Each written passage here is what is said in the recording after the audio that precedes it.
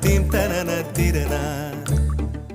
நடந்தால் ஆறு எழுந்தால் அருவி நின்றால் கடலல்லோ, சமைந்தால் குமரி மணந்தால் மனைவி பெற்றால் தாயல்லோ.